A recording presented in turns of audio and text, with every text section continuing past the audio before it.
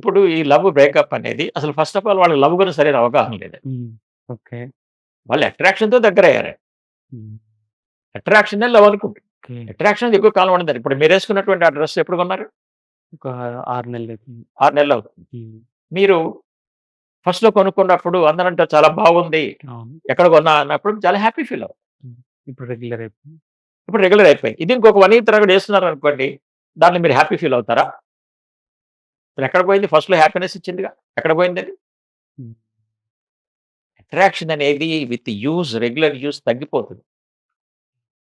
ఎప్పుడైతే ఇద్దరు వ్యక్తులు దగ్గరయ్యి 2, 3 ఏళ్ల దాకా పెళ్లి చేసుకోకుండా, హ్మ్. ఈ విధంగా అన్ని తిరుగుతూ ఉన్నారంటే, మెల్లమెల్లగా అట్రాక్షన్ తగ్గిపోయింది.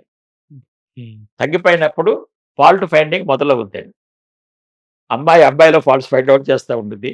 అబ్బాయి అమ్మాయిలో ఫాల్ట్స్ ఫైండ్ ఔట్ చేస్తారు. బ్రేకప్ అంటాడు. మరి ఇప్పుడు ప్రాబ్లమ్ ఏంటి? మరి ఇంతకాలం తిరిగినయన్నీ ఇక్కడ లోపల స్టోర్ అయ్యి ఉంటాయి గదా! అవి మనిషిని బాధిస్తాయి. అవి మనిషిని డిప్రెషన్‌లోకి నెడతాయి.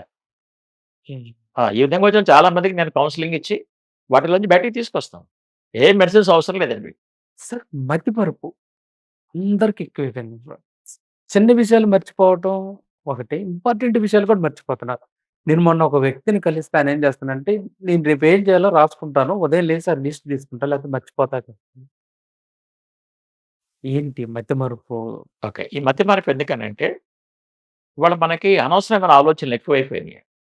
ఓకే. అనవసరమైన విషయాల్లో జోక్యం చేసుకుంటాం. హుహు. సపోజ్ ఒక ఫాదరే ఉన్నాడండి. వాళ్ళ పిల్లలకి పెళ్ళిళ్ళయినియి. హ్మ్. ఇప్పుడు వాళ్ళ మ్యారేజ్ విషయాలు ఈయన జోక్యం చేసుకోవాల్సిన అవసరం ఏంటండి? అవును. అవునా కదా! హ్మ్. రెండోది మల్టీ టాస్కింగ్ ఎక్కువైపోయింది. హ్మ్. 2, 3 పనులు ఒకసారి చేయాలి. 2, 3 పనులు ఒకసారి చేయాలి. ఏదో తొందరగా డబ్బు సంపాదించేయాలి. తొందరగా ఇది చేయాలన్నట్టు ఆ స్పీడ్ ఎక్కువైపోయింది. హుహు. అప్పుడు ఆటోమేటిక్‌గా కొన్ని మర్చిపోతాం. హ్మ్. ఎందుకంటే చాలా మందికి తెలియంది బ్రెయిన్ ఏ క్షణంలోనైనా ఒక్క ఆలోచనను మాత్రమే ఎగ్జిక్యూట్ చేయగలదు. 2 ఒక్కసారిగా చేయలేదు.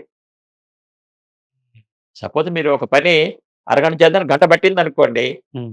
మిగతా విషయాలు ఎట్లా గుర్తుంటాయి దానికి? ఎగ్జిక్యూట్ చేయలేదది. హ్మ్. తర్వాత మీరు ఖాళీగా ఉన్నప్పుడు గుర్తుకు తెచ్చు. ఓకే. కాబట్టి వాడి మతిమరుపు అనేది మనము పనులు చేసే విధానం కరెక్ట్‌గా లేకపోవటం వల్ల మనం మర్చిపోతున్నాం. ఆయన నోట్స్ రాసుకున్నాడు అది మంచిదండి. అది రాసుకోవటం మంచిది. ఓకే. ఎందుకంటే మన బ్రెయిన్ గుర్తు చేస్తుంటాడు. హ్మ్. అప్పుడు మర్చిపోకుండా ఉండొచ్చు.